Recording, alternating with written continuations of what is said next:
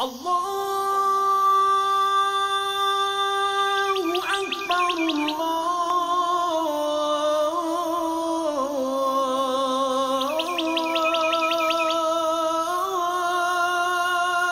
أكبر. إن الحمد لله نحمده ونستعينه ونستغفره ونعوذ بالله من شرور أنفسنا ومن سيئات أعمالنا من يهده الله فلا مضل له ومن يضلل فلا هادي له وأشهد أن لا إله إلا الله وحده لا شريك له وأشهد أن محمدا عبده ورسوله وصفيه من خلقه وخليله أدى الأمانة وبلغ الرسالة ونصح الأمة وجاهد في الله حق جهاده حتى أتاه اليقين. فأما بعد بتن غلمنا يقتن برقلوش تربية قلوش Rabbimiz Subhanahu wa Ta'alaga hamda sana maqtovlarimiz, Payg'ambarimiz Muhammad Mustafa sallallohu alayhi va sallamga ko'ngillarining turidan chiqqan salovat sharifalarimiz bo'lsa edi. Alloh Subhanahu wa Ta'ala illarimizga, kunlarimizga xayrli iminliklar, tinchliklar, avrularga xayrli shifolar, tavfiqsizlikda, namozsizlikda, dinsizlikda yurishlarga Alloh Subhanahu wa Ta'ala tavfiq, hidoyat, istiqomatlar nasib va muyassar qilsa edi. Muhtaram aziz qardoshlarım, mübarek olsun cuma günlerimiz. Rabbimiz Subhanahu ve Teala ayta: Bismillahirrahmanirrahim. فَخَلَفَ مِنْ بَعْدِهِمْ خَلْفٌ أَضَاعُوا الصَّلَاةَ وَاتَّبَعُوا الشَّهَوَاتِ فَسَوْفَ يَلْقَوْنَ غَيًّا إِلَّا مَنْ تَابَ وَآمَنَ وَعَمِلَ صَالِحًا. Allah Teala birisi artdan birisi kelgan yavuz qavmlar turunda ayta. Нәрсе эшләделәр ул кавымнар? Нинди гынахлары булган? Аллаһ Таала әйтә: "Адаъус-салах", намазларын кичектереп укыдылар диде. Кайбер тәрҗемәчеләр, кайбер муфассирлар әйтәләр, бөтенләй намазны калдырдылар дип. Ләкин безнең бийек галимебез Асхабул Кирам İbn Abbas radıyallahu anhu büyük müfessir tübendegelerine ayta. Leysa ma'na ada'uha ev tarakuha bil kulliyye. Mında namazını tuğlusınca taşlav turunda söz var mı dedi. Velakin akharuha an evqatiha. Lakin vaktinden kişiktirip okuşular turunda söz bara dedi. Namazını bütünley taşlav turunda söz var mı cemaat? Vaktinden kişiktirip namazın vaktinde okumagan kişiler turunda söz bara. Kale Sa'id ibn Musayyib İmam-ı Tabi'in rahimahullah. İmam-ı Tabi'in Sa'id ibn Musayyib ayta: Huve en la yusalliye zuhr hatta ya'tiyel asr. Yani ol ilanı ikindige kadar kaldırsa. Ve la yusalliyel asra ilel maghrib. Gasr yani ikindini akşama kadar kaldırsa. Ve la yusalliyel maghrib ilel işa. Ham akşamını yastuga kadar kişiktirip okusa. Ve la yusalliyel işa ilel fajr. İrtengi namazga kadar yastu namazın kaldırsa dedi. Mene şu kişiler turunda söz bara. Yani vaktinden kişiktirip namaz okuşular. Bizden cemiyette andık vakitler, andık haller var. Köpten indi 5 vakit namaz okuşu kardeşlerimiz jingilgine namazlarını kaldıralar. Elek alar her bir namazını ihlaslık bilen, takvalık bilen okudular. Lakin yıllar bargan sayın alar tezelirge tiyiş. Lakin kirisince namazlarını kaldıralar. Çünkü dünyaya karata bulgan maksatları üzgere, köngülde bulgan niyetleri üzgere, futbol karab oturalar, ya başkası, hatın kızlar serial karab oturalar, serial bitkenşe oturalar, korkalar serial bite, namaz okusam hazır deyip, reklama vakıtı jitkeş, tizgine okuylar da, namazı namaz kibik bulmagan. Namazı namaz kibik bulmagan kibik buldu, şunun bilen ol namazın derecesinde, onun teminde yoğala. Şuna göre muhterem gaziz kardeşlerim, Rabbimiz Subhanahu ve Teala mana bu meselege bik ihtibarlı bulurga kuşa. Hem ayta vettaba'uş şehvat, özlerinin nefislerine birildiler, şahvetlerine birildiler. Yani özümüzün kaybir mana şu dünya meşakkatleri arkasında balalarını kim aşata indi, kaya baram indi min, işlerge kirek, vakit yok. Köpçülük kişi vakit yok deyip cevap bire. Nişap namazını kaldırasın. Yaki nişap namaz okumaysın diyeş. Vakit yok diler cemaat. Vakit bit Allah Teala'nınki bizniki tugul. Tenimizde Allah Teala'nınki bizniki tugul. Canımızda Allah Teala'nınki bizniki tugul. Bütün nerse Allah Teala'nınki muhterem gaziz kardeşlerim. Vakit de Allah Teala'nınki. Nişik sen o vakitini yok deyip aytalasın. O vakit bitsiniki tugul. Vakitini birgen Allah Teala. Eğer de kişi, kutsi hadistekiyle, eğer de kişi dünya kuvup, dünya malı artından şabıp, Allah Teala'nı zikir itüden, namazından vazgeçe iken, Allah Teala ona dünyada şul kadar küp meşakkatler, şul kadar küp problemalar bireşek, ol hatta şu problemalarını şişer için, onun bir ni vakiti kalmayacak. Lakin namazga kaytkan kişi, zikirge kaytkan kişiге Allah Teala big zor dereceler bire, vaktinde kengeyte, vakitini kengeytüşü de, bereketin biruşu da Allah Teala cemaat. Çünkü vakit ol Allah Teala'nınki. Vakit ol Allah Teala'nınki, bizniki tugul muhterem gaziz kardeşlerim. Hem Allah Teala ite fesevfe yelkavne gayye. Galimler ayteler el gayye nerse ol. Sonundan ul gayyaga ilegeşek. Nerse son ul gayye? Vadin fi cehennem. Cehennemde bulgan bir dala dedi. Ba'idun qa'ruh. Anın şıkırı bik tiren. Habisun ta'muh. Anın aşamlıkları rizığı kabahat pişirak dedi. Mana şuşunday jirge ileger iken kimler namazların vaktinden kişiktirip okudular. Namazga ahamiyet birmediler. Allah Teala biz kupkine kıska surelerini irengen. Hem tağın bir sure var cemaat. Kupçilik medresede okugan şakirtler anı bile. Haftiyak şeriften de biz anı okudup irendik. El-Ma'un suresinde Allah Teala ite. Bismillahirrahmanirrahim. Feveylül lil musallin. Ellezinehum an salatihim sahun. Kaygı hasret bulsun namaz okuşularga diye Allah Teala. Bu ayetini hatta muhterem gaziz kardeşlerim, kaybir galimler ayteler, tuktalarga yaramay bu ayette devam etirge kirek. Çünkü bütün namaz okuşlarga da kaygı degen kibik kilip çıga diler. Kaygı bulsun namaz okuşularga, nindi namaz okuşularga degen söz bara. Ellezinehum an salatihim sahun, yani el-gafilun. Alar namazlarından gafil buldular. Namazların kişiktirip okudular. Namazga ihtibarlı bulmadılar. Şuna göre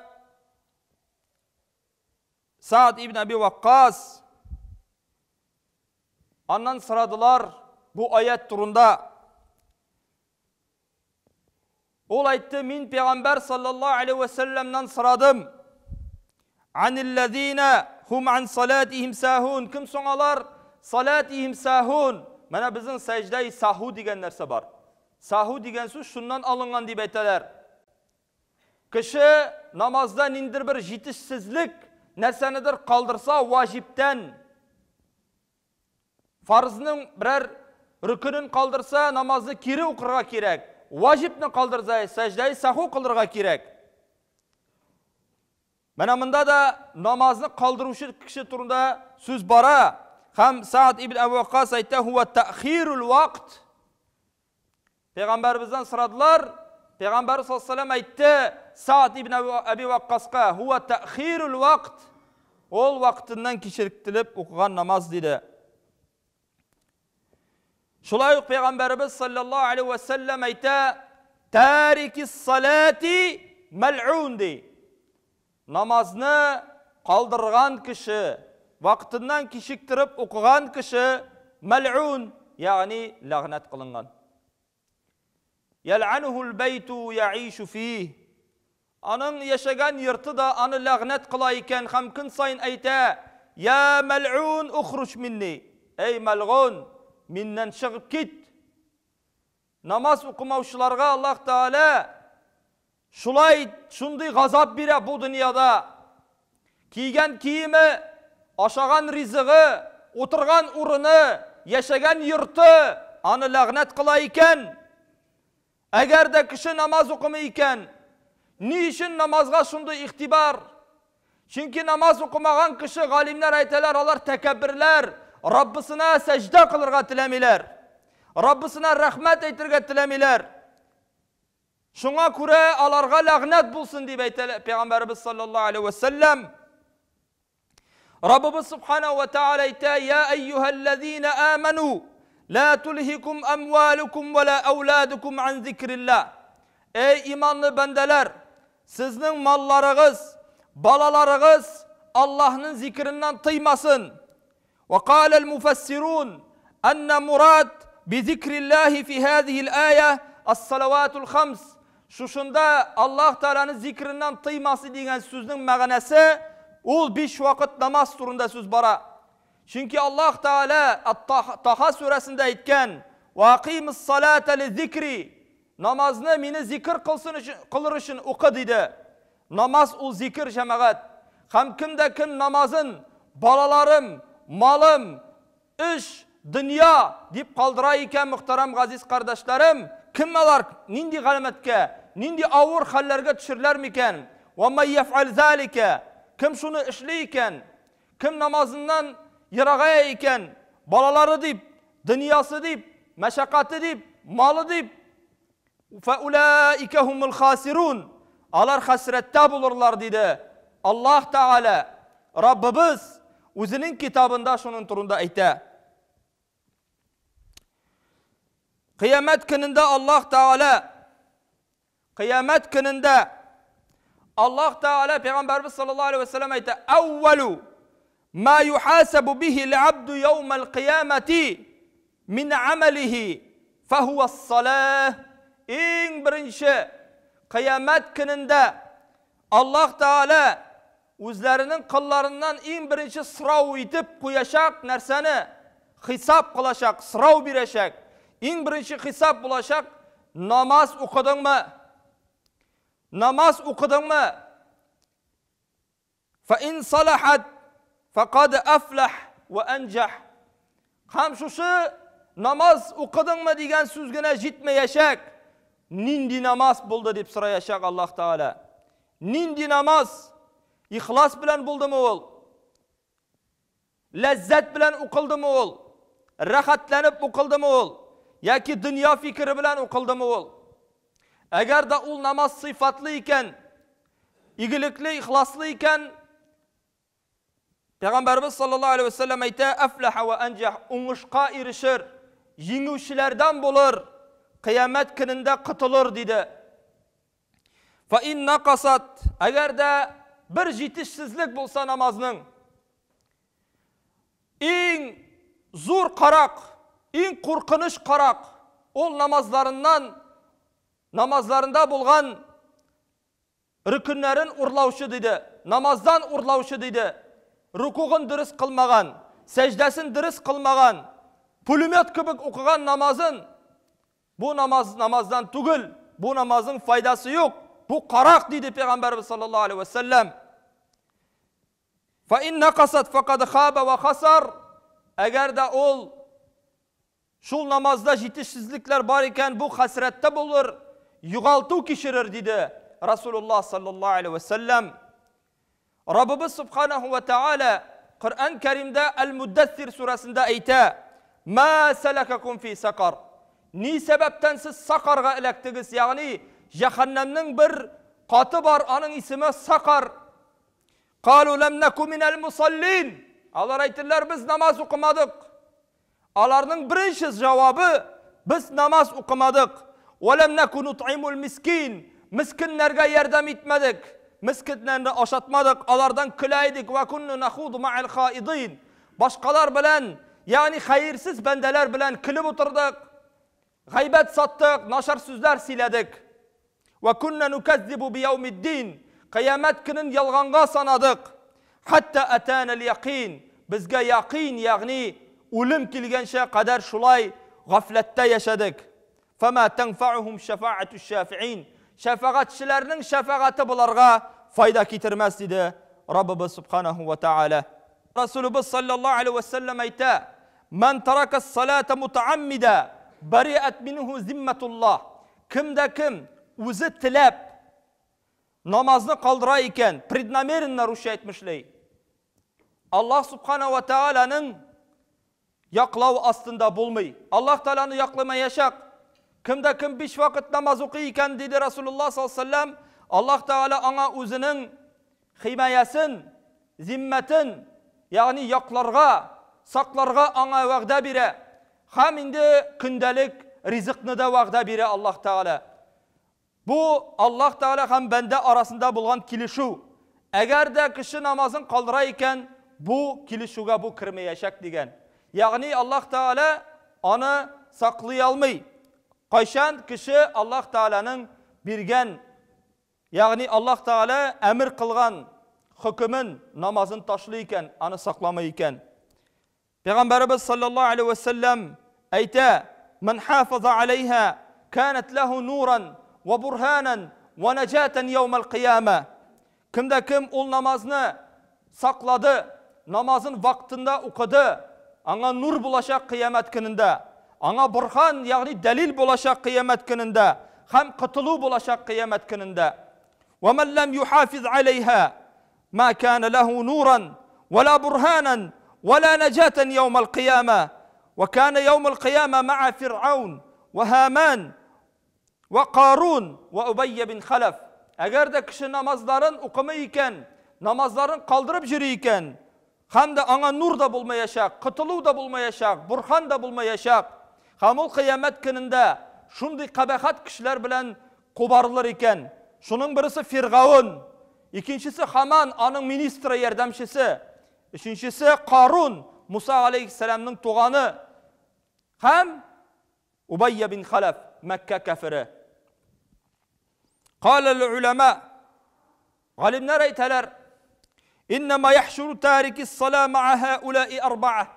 Namaz kaldırışı kişi şu 4 kişi bilen kubarılır iken.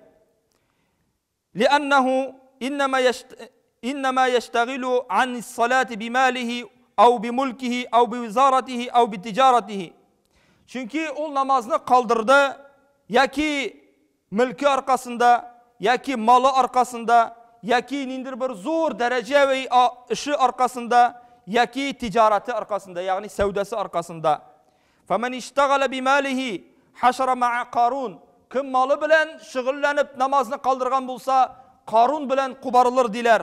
وَمَنْ اِشْتَغَلَ بِمُلْكِهِ حَشَرَ حُشْرَ مَعَ فِرْعَوْنَ.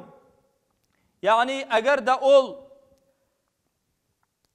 mülkü bilen, vlast bilen şıgıllanıp zor derecelerde bulup kaldırgan bulsa namazın, ol Firavun bilen kubarılır. وَمَنْ اِشْتَغَلَ بِوِزَارَتِهِ. Vizaratı bilen, nindidir bir zor işleri bilen meşgul bulup kaldırgan bulsa namazın, ol Haman bilen kubarılır. Hem sıngısı özünün sevdeleri bilen, hem dünya meşakkatleri bilen yürüp namazın kaldırgan bulsa, ol kıyamet gününde Ubeyye bin Halef bilen tirilir dedi. Muhterem aziz kardeşlerim, bunda bir küp hadisler hem ayetler bir cumgaga gana jitmez inşallah. Şu mavzuğumuzni, temamizni biz hali davam etirbiz. Allah Subhanahu ve Teala şu söylegenler bilen amel kılırga yazsaydı. Namazlarımızı vaktinde ütkərib, hem anı ihlas köngülden okusağıydı. Bit Rabbimiz aytdı: "Qad aflahal mu'minun." Şundi müminler uңuşqa eriştiler, jindiler, cennetli buldular. "Ellezinehum fi salatihim khashi'un." Alar namazların huşu' bilen okudular. Yani Allah Teala tarafında baskan vakitte korku bilen okudular. Şin köngülden, lezzet bilen okudular. Allah Teala köngülümüzge, namazga qarata yarattu hisin salıp, namazlarımızga lezzet salıp, rahatlık salıp, köňülimizni paklasaydy.